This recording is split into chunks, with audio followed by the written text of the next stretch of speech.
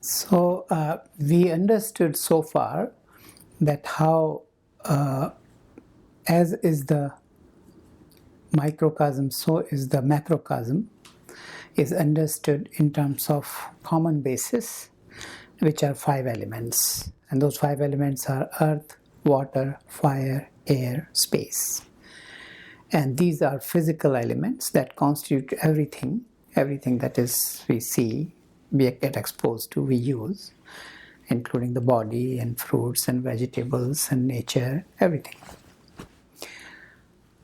Now we will understand that how these 5 elements manifest in our body. And that is explained and understood in terms of 3 doshas. And these dosha is the word that is used for 3 fundamental biological factors in our body. And these doshas are also made up of these 5 elements. So we will explain and understand that basically it is the same thing, the 5 elements, but now we will use the language of doshas. It is explained in Ayurveda that if 3 doshas, the name of which are Vata, V-A-T-A, Vata, Pitta, P-I-T-T-A, Pitta, and Kapha, K-A-P-H-A. So it is explained that if these 3 doshas are balanced, then it's called health. And one or combination or all of them, if they go out of balance, that results into imbalance or disease or disorder. Rogastu doso vaishamyam, dosha samyam arogata. Means imbalance of dosha results into disease and balance of dosha results into health. So now I will explain that how these doshas are formed by 5 elements. First dosha, which is moving. So we go from lightest dosha, lightest element, which is air, space and air, to earth.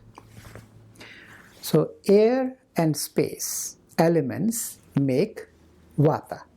What will be interesting actually, that in Ayurveda we use everything based on the dravya, means matter, and each matter has its own properties, and based on the properties it will cause the action. And if it is balanced, then balanced action. If it is out of balance, then imbalanced action, and which means disease. For an example, I will say, like say Pitta, which is made up of air and fire, which is made up of water and fire. So fire, that gives it hot quality. Because of heat, it is able to break down the food, right? So that's how we see the connection. And because of heat, that breaking down of the food, conversion of food into tissue, that's the action. So this is the connection. And we can understand the properties just by knowing what elements dosha is made up of. And I will give example as I go along. So Vata is made up of space and air. So that's why it is light. Because of space and air and no fire or very minimum fire and earth, so that's why it is not hot, but it is cold. And it is light. Because of air, it's moving. We are talking about Vata. So because of air in Vata, it's moving. No water in it, water, W-A-T-E-R, no water, so that's why it is dry. Also, that's why it is rough. And no fire, so that's why it is cold. So the properties of Vata dosha are light, moving, dry, rough, cold.